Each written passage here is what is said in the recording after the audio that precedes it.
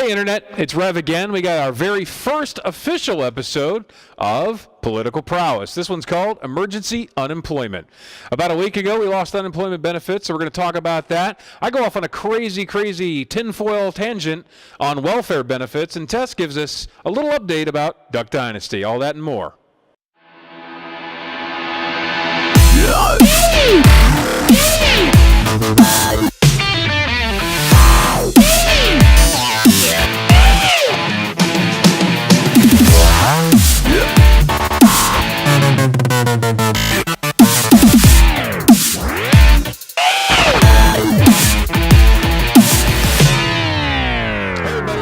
To Political Prowess. Rev here. I'm Tess. I don't have a nickname. Aw. We gotta get you a nickname. Right? Yeah, I've been called lots of things in my life, but none of them are particularly family appropriate. You could be Tess, the non-Twitterer. Yeah. He doesn't Twitter. He won't Twitter. All right, guys. So I have an iPad Mini Retina and a MacBook Pro and an iPhone over here, and this is what Tess brought to do our I political write show. shit on notepads. So. Like I said, what are you, like 104? I'm older than you are. What is up with this? You're older than me by like 6-7 months. It doesn't matter. I'm still older. Yeah, I know. I'm pretty much just one laptop away from being a Luddite. So, yeah. So we're going to kick this episode off with a little bit of, you wanted to go back to a little Duck Dynasty for just a moment. And we promised not to kill you with Duck Dynasty today, but you did have a couple updates you wanted to mention. So go ahead. Yeah, I wanted to talk about something I noticed during the whole non-scandal. In the roughly week and a half, 2 weeks it was going on before A&E reinstated Phil, whatever his name is. Phil Robertson. So in the time since our last podcast, A&E has reinstated Phil from Duck Dynasty, and I noticed a few things during this whole non-scandal scandal. The non-scandal scandal is a good name for it. I like that. And it could be coincidence. This is you got to be careful with correlation versus causation here. But what I noticed is that you had the Duck Dynasty people had a CD released. You had that Sciology book that sold like mad. I mean, I don't know if it was out before or not, but I think it was around the same time. Yeah, all this went down. I didn't see it on the shelves until the Furor popped up. Yeah. They just came out with a line of guns. Right. Duck Dynasty branded guns, and at least here in Tennessee, there is a lottery scratch-off ticket that's Duck Dynasty themed, and that stuff takes a while to get into production. Right. Yeah, that was on its way out before the scandal, but the timing is, I agree, the fact convenient. That all of these things seem to hit within 2 to 3 weeks. Kind of like Batman's utility belt. It's just exactly what you need when you need it. Exactly, and it makes me a little suspicious. Like I said, correlation isn't causation, but it lends a little more credence to the idea that it was just a PR stunt. And it's not like... It's totally a PR stunt. Yeah, it's not like people haven't done worse PR stunts for money in the past. Paris Hilton. So. Paris Hilton is a walking PR stunt, so... Yep, pretty much. Oh, no, you were stunt. You said stunt. Okay. Wow. So, yeah, I agree, though. I mean, I said it was a PR stunt, and somebody accused me recently of being a conspiracy theorist, and I don't think it was a conspiracy to be a PR stunt necessarily, but it was a PR stunt. Yeah. I totally, there's no question about it. So, all right. Well, I agree, and you're right. And I think I read somewhere or heard somewhere that their total annual or total like net revenue, or not net, probably gross revenue rather, over the month of December was like $1 billion for Duck Dynasty crap. Yeah, just through the roof. I'm like, causation doesn't equal correlation and vice versa, but still, it's a little too coincidental for my taste to think it's all accident. Me too. All right. Well, that was your update for Duck Dynasty. Hopefully we can stop talking about it, because to be honest with you, I don't want to give this asshole any more attention. Yeah, no, I don't either. So. I just would like people, like I was talking about last time, to use their critical thinking skills and to pay attention to just, a lot of what happens in the news media I equate to illusionist tricks, and it's misdirection. They one hand over here doing something shiny while the other hand's palming the card or moving the ball or pulling the coin out of your ear. And I think if you get too distracted by the particulars of any situation, you don't zoom out occasionally, you miss what's really going on behind the scenes. Right. Yeah, I think and making or causing people to have a visceral emotional reaction to something causes them to dial in on very specific details and miss things on the fringes, and that's how people put it past you. That's how con men work. Yeah. So. Great. Well, it was like I said, it was a fun discussion, but like I don't really want to talk about Duck Dynasty ever again if I can help it. So No, me neither. Not once, not ever again. So, we got this political podcast, obviously, Political Prowess. I used to write this blog years ago, and I think 7 people on the internet actually read it. Hopefully more people will watch this than read my old political blog. But I wanted to just let you know that Tess is pretty much almost all agreed to do this full time for us. I got to nudge him a little bit more, but I want one of you guys to take my job, to be Tessa's other half, if you will. So I'm doing this in the meantime as an interim co-host, but the idea is to eventually have me replaced with someone else. I'll go back and do some editing. I'm more of I've kind of shifted focuses. I'm more of a geek now. And I just don't have time to dig into as much political as I used to. And quite frankly, I'd like to see somebody with a little bit more conservative values than I have, because you and I are a little too similar. Yeah. So we don't get as much of a good viewpoint from both sides. And I think if you're a little more conservative and you'd like to do a podcast and you can be in I almost said Nashville. You can be in the Knoxville area about once a week. Let us know. Hit me up at show@thatstupidpodcast.com or give us a call at 480-STUPID9 and let us know. Leave us your email address and we'll get back to you. Yeah, if you're any good, we'll keep the couch warm for you. Hey. So, there are lots of news stories, and there probably almost always are when it comes to political processes in the U.S., and big ones as of late have been which something I think we might talk about on another show is the raising of the minimum wage. Yeah, raising minimum wage is big. The other big one for me right now, Tennessee was one of the states that passed this, and that's voter restrictions. There's about 9 or 10 states now. North Carolina and Tennessee are the most recent, I think. But yeah, I think that's one we'll definitely need to talk about pretty soon too. Yeah, Georgia, Arizona. I might be wrong about Georgia, but off the cuff. There's immigration stuff, which they said a lot about it before the winter break, but you're probably not going to hear about it again until after the midterm elections. Right. So, sorry guys, the politicians you elect aren't real interested in controversial stuff before they try to get elected. Nope. The big one that's hit most recently is Congress is having a fight over extending emergency unemployment benefits. And this is coming out of the budget stuff. We shut the government down. I know that we didn't shut the government down because of unemployment, but this is still all kind of tied together, right? Yeah, and for a little history on this, the Congress has passed emergency unemployment extensions 11 times now, and in this most recent budget deal, they were left out. And a bunch of other stuff were left out. Go on the internet. So it's not that they voted against it. It just didn't get put up for a vote, essentially. Yeah, it didn't get added to the budget in order. I don't know why. I don't know whose ego was involved in that. But they ran out. Unemployment, the emergency unemployment benefits ran out. We're filming on a Saturday. It was last week, a week ago, they ran out. Now there's a vote this coming Monday in the Congress to extend them. Whether or not that goes through, we won't know. Right now, the Democrats and the Republicans, most of them on party lines, the Republicans are against it and the Democrats are for it. A little bit of history about what emergency unemployment benefits are. They are an extension by the federal government of unemployment benefits for people anywhere from, I think it's 15 weeks it's 26 to up to 99 weeks, right? Now, different states have different limits on their unemployment. Here in Tennessee, it's 25 or 26 weeks. Some places it's as low as 15 or 13 weeks in some states. And as soon as those go off, your federal benefits will kick in usually. Right.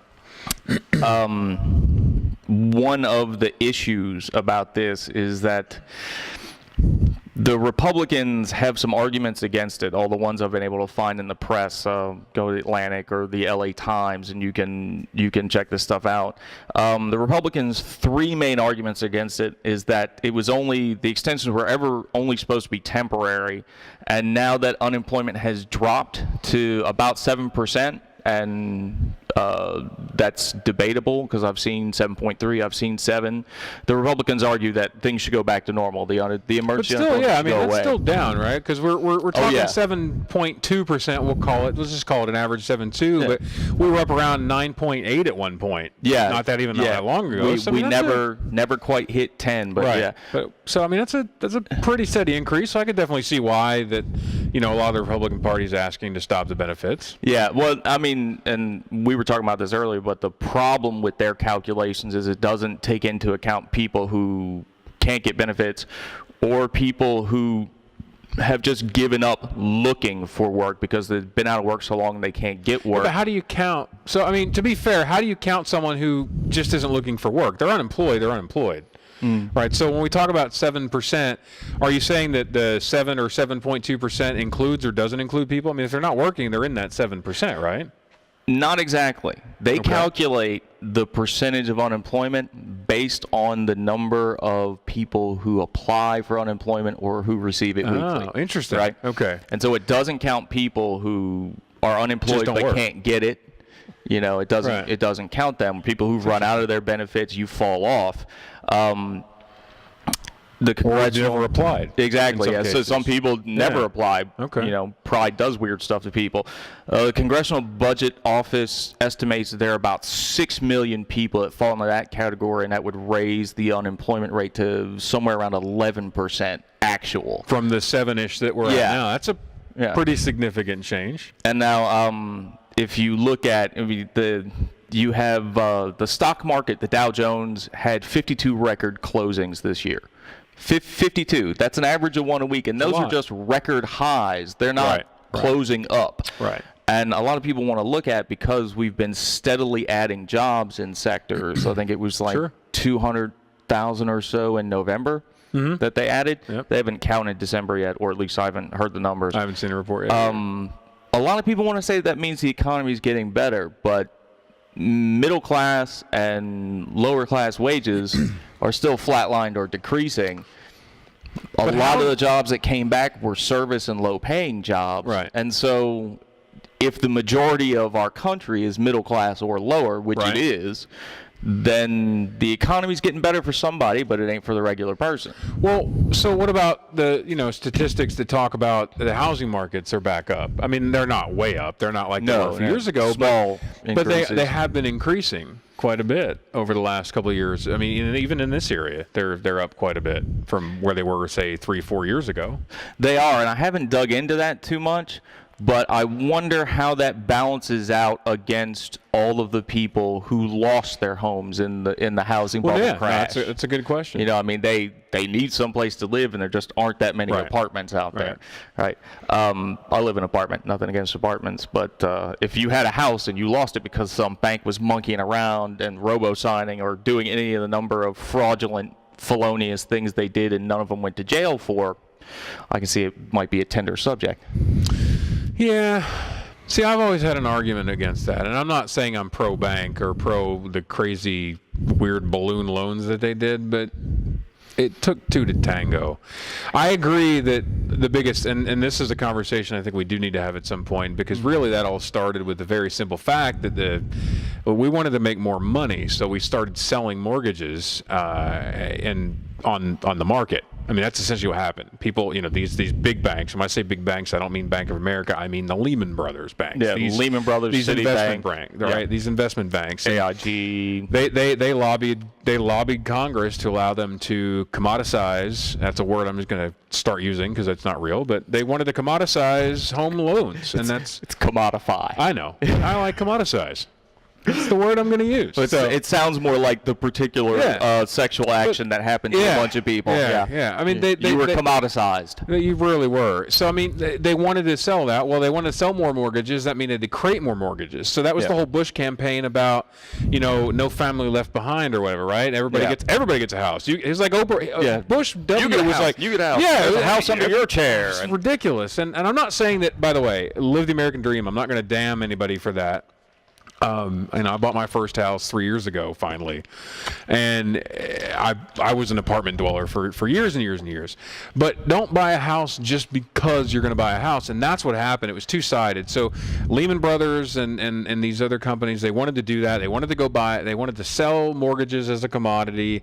They lobbied to do that, and of course that worked for a little while, and then they ran out of mortgages essentially. So then they lobbied again to really screw around with mortgage rates and screw around with mortgageabilities and everything else. And then, you started getting people that were, I mean, you had people that I knew, friends of mine personally, that maybe that would make between the two people in the house maybe $75,000 a year, which is not a bad amount of money. It's, I mean, you should be able to afford something small for that 30-year mortgage. $75,000 a year. They didn't have any kids, so with no kids, two people, $75,000 is a pretty good amount of money.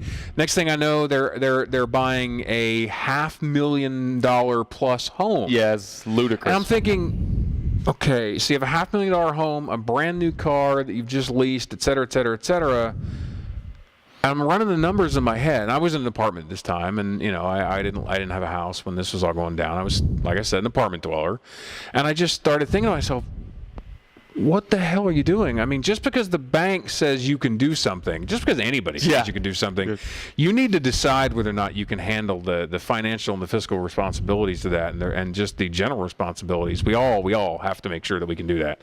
I mean, that's been my biggest harp, and I know that sometimes I tend to come off to a lot of people nowadays, especially with my job, as a little bit of a snob about that kind of stuff. But at the end of the day, it's, I've been poor. I mean, I've been hardcore poor. So, I understand what you're going through, and I'm not saying I'm rich now, because I'm not, but I get it. And at the end of the day, you got yourself into that just as much as the banks did. And that's always been my argument. And I hate that I went off on this weird tangent, because that's not what we were talking about. But that was. But it is now. It is now. Yeah. No, I just you bring that up, and well, this is the opposite of that, though, and that's kind of I'll bring it back around to the conversation. You're out of work, and there's how many millions of Americans right now that don't have a job, not because they can't work, don't want to work, although some can't work and some don't want to work. I mean, obviously that's true about everybody, but there are millions of Americans who want to work, can't find a job, and this was their lifeblood until 6 days ago. Estimates with the emergency unemployment benefits not renewed, you're looking at 1.3 million are going to lose benefits immediately, and then over the course of the year, another 4.9 million. So last week, basically 1 million American families lost. And in a lot of cases, and I don't know what the statistic is, I don't have anything to back it up, but I bet 80% of those, that may have been the only income they had. Yeah, no, I mean, sometimes it's the only thing keeping the heat on, and it's cold outside. Yep. There's that. When you look at how many people, but here's the other thing, and a lot of Republicans want to, this is the second argument from the Republicans, is that the emergency unemployment benefits provides a crutch that discourages people from looking for work. And that's really sounds really good if you want to be all self-righteous and you have a job and you're not in that position. But the problem with it is it doesn't quite square with what we know empirically, and what we know empirically from polling business owners is there are studies that show that business owners will not even consider an applicant who they see on the application has been unemployed for long term. They'll look for somebody who hasn't been unemployed for a long time. I mean, as a hiring manager, we don't always admit it publicly, but yeah, when I see, I mean, I work in the tech industry, and if I see somebody who's been out of the tech industry for 6 months, 7 months, 8 months, a year, it's hard for me to look at that person as seriously as I would somebody else. Well, I mean, so I can see that. And in the tech industry, if you're out of the industry for 8 months to a year, you're a dinosaur. It'll take you 3 years to catch back up. True. Right. If, however, you're flipping burgers, digging ditches, mowing lawns, or doing some other you need a job. Low class to middle class job. Right. Still, if you're trying to get hired on as a fry cook at some fast food restaurant, and they look at it, you've been unemployed for a long time, and they why would it hire matter? you. It's like, you're a fry cook, which shouldn't matter. Yeah, no, I spent, as personal disclosure, I spent about 15 months unemployed several years ago. I lost a job a week before the economy crashed in 2008. A week. Ooh. Boom. 15 months I worked under the table doing stuff, taking odd jobs here and there. I worked temp jobs occasionally, but I mean, if it doesn't last longer than a month, you really can't put it on a resume. Right. You know? Yeah. I mean, you tell employers, well, why have you been unemployed for 15 months? I took time off to pursue writing. That's what I was living off my savings. I swear I was. Yeah. And I broke that streak. I got a job with the U.S. Census in 2010. Okay. And they, I passed the test and they hired me, and from there on it was pretty well easy. Mostly gainfully employed then. Yeah, I've spent a couple of months unemployed between here and there when I started back to school, and then just like over the summer. Yeah, but that's a little different. I mean, you're going back to school, you're trying to better yourself, and you're now looking for a job that will suit your school schedule, which that's not easy either. Oh, yeah, that's a whole other conversation right there. It's a whole other kettle of fish, yeah. And so whether or not the emergency unemployment benefits actually discourage people from looking for work, right now, from what we get from employers, from studies, that's not really the case, right? Because even if people are discouraged from looking for work, they're not tending to hire them. So I'm gonna play a small devil's advocate for a second, and then I want to come back around to your conversation, and that is, so I do firmly believe that to a point, welfare for some people is a crutch. The problem is it's not a crutch for the larger quantity of them, and that's what's happening, right? So there are bad apples. I'm going to use a horrible cliche for just a minute, so bear with me. There are bad apples in every bunch. Well, there are always bad apples in every bunch, but it's not like. Granted, now 99% of the lawyers make the other 1% look bad, but it's not that way for the unemployed. It's not that 99% of the unemployment people make the other unemployed look bad. It's probably closer to 2 or 3% of those people, and I don't know what the real number is. But I absolutely agree that there are people out there who, and in fact, growing up I moved from Philadelphia to Irwin, Tennessee when I was young. So, I mean, talk about culture shock. I remember people in high school that I went to high school with that I knew their family a little bit, and their parents were on welfare, and they kept having kids to get bigger checks. I mean, that was who I went to school with, so I know those people exist. But I also know that that's not your average hardworking American. Well, I'll tell you, and this is one of the problems, and the news media feeds it, is that almost everyone you meet who's been poor middle class has a story about someone they've seen, some anecdotal evidence for them that they've seen abusing the system. And we're human beings. Anytime you create a system, some of us, usually 10% or less, is going to find a way to work around the rules. Well, I go back to the line from Office Space, where Peter's talking about he just doesn't want to do anything, and his next door neighbor is like, well, hell, just look at my cousin. He's broke, don't do shit. You don't need $1 million for that, Peter. Yeah. So, you can. But you're right. There's always somebody. Yeah, no. But that doesn't mean that's the rule. No, it's not. And if you look at statistics for welfare, for SNAP, for WIC, for stuff like that, these are great programs. They are. I said I was broke once, so I'll we're doing a little personal disclosure. I lived with a girl I was dating at the time. She had a child, and we were on WIC. I mean, I was broke. So I know these programs are good. I know what they do. I know there's problems with them too, from firsthand experience. But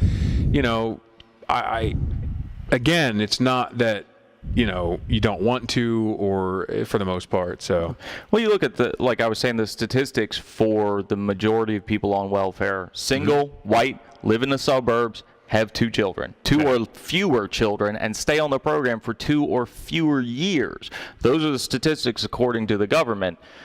It blows holes in the welfare queen thing when you look at this program. These programs really do help a majority of people who really don't want to be on them any longer than necessary. What they're designed to do. Yeah. So that's good news. I mean, we call them a social safety net for a reason. They're not entitlements. They're to keep our citizens from dying of starvation until they can get back on their feet. Right. And unemployment benefits does that. The emergency unemployment benefits specifically. So what do you think about the vote on Monday? Obviously, this will be released. I mean, so the Internet's going to see this episode after the vote actually occurs, because this usually gets released like Tuesday or Wednesday. I'm not sure what the official date's going to be. But so what do you think the vote will be? You think the Republicans will stop it? You think they'll be able to hold it? The Republicans are going to try, or at least there's a large percentage of them that are talking like they're going to try. But until the vote's held and we see the numbers, which you can go look up because it's public information. Watch C-SPAN, people. Yeah. See it live. You don't even have to go to C-SPAN. It's publicly available information, who voted what. I'm trying to get people to watch C-SPAN. It's C-SPAN. Yeah, don't watch C-SPAN. It's horrible. No, unless they're playing like Question Time from Parliament. Those are fun. Those are hilarious. Those are actually fun. I agree. I totally agree. Yeah, everybody thought Bill Clinton was great at dodging questions when he was answering. No, the Parliament is awesome at dodging questions. You watch Britain's Prime Minister take questions from the opposing party. I miss Tony Blair. Can I just say that? He was slick. He really was. He really was. So. Yeah, no. Yeah, he was slick. Is that your final answer, Tony? Yeah, exactly. So. Yeah.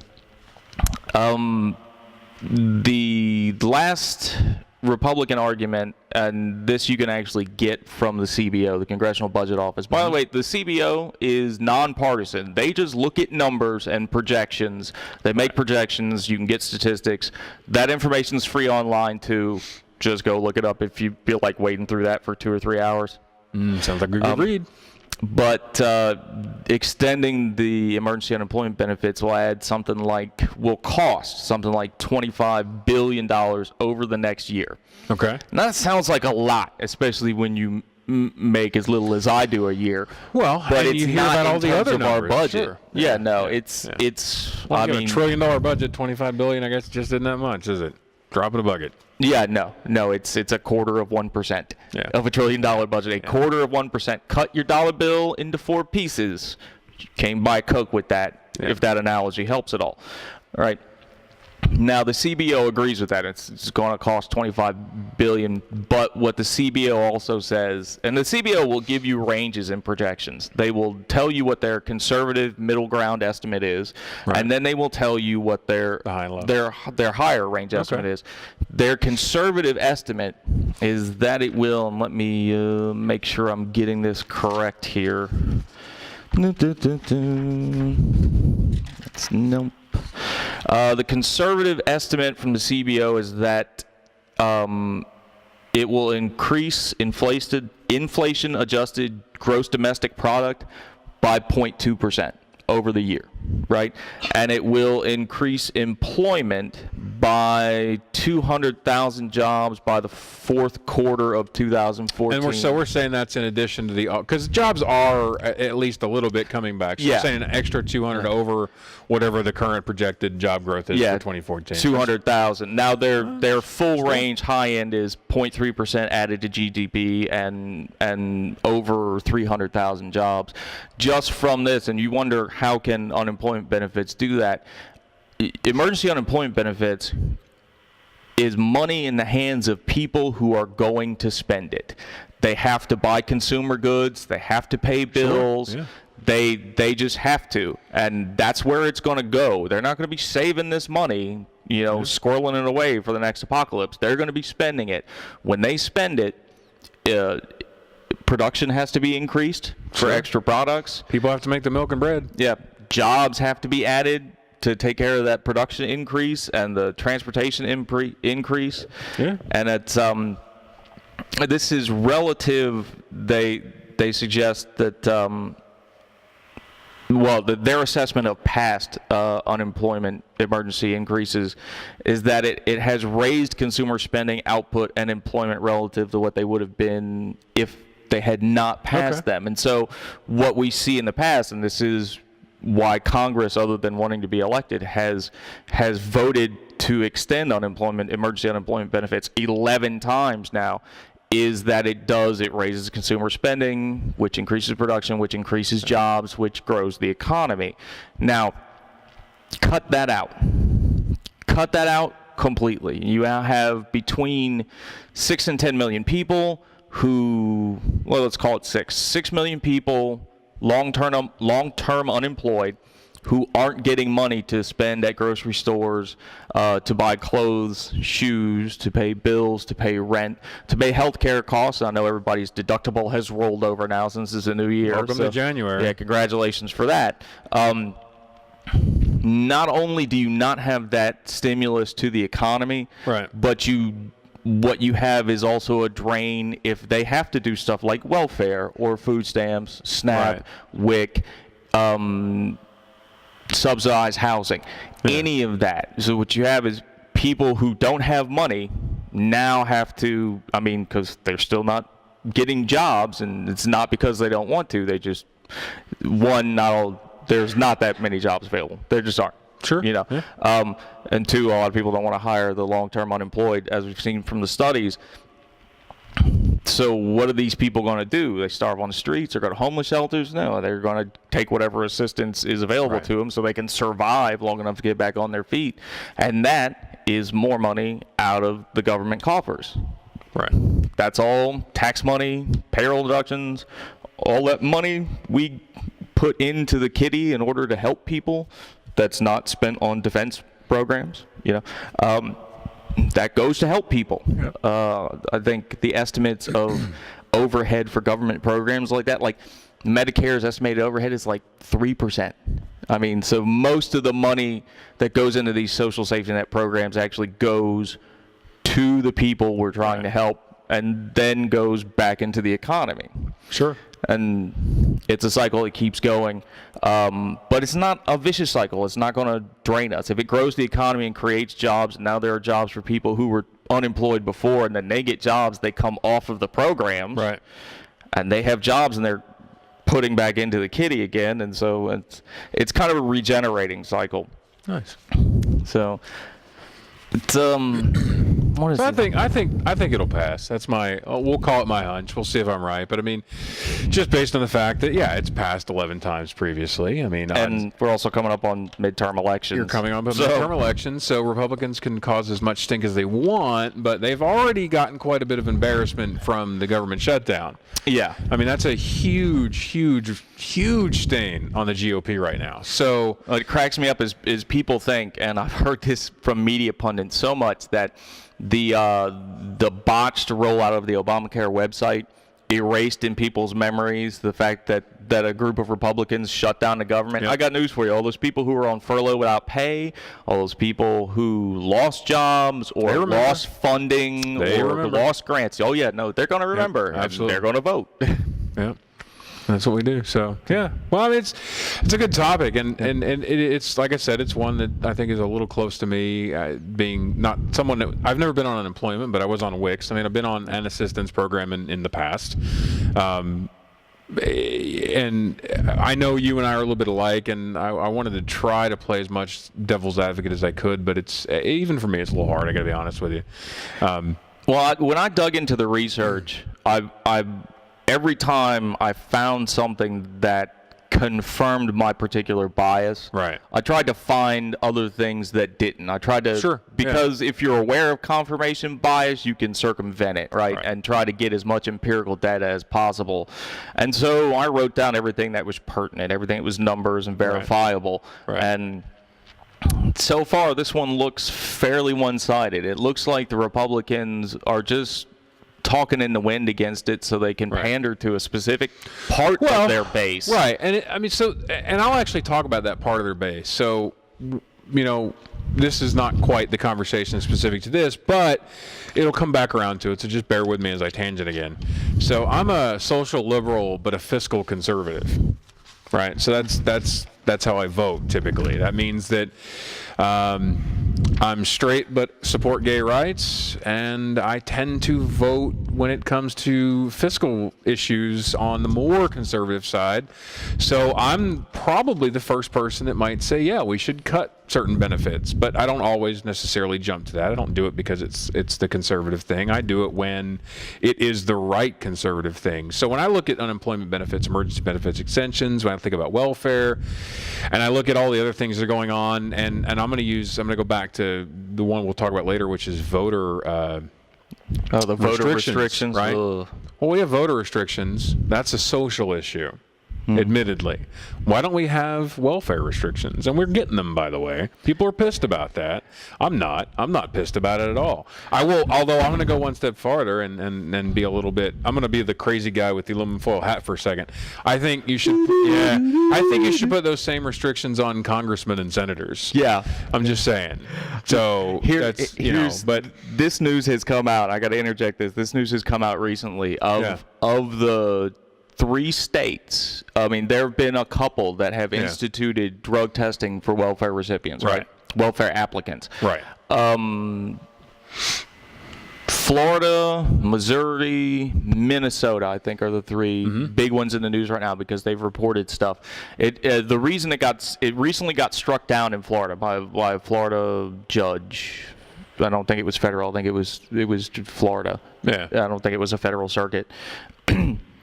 It got struck down as unconstitutional because it violates the Fourth Amendment. Right. Unreasonable search and seizure without suspicion, right?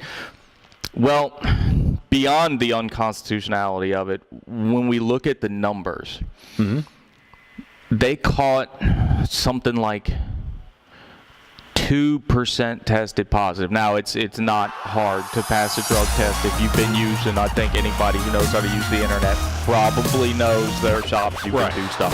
Right. But when they broke that down for cost,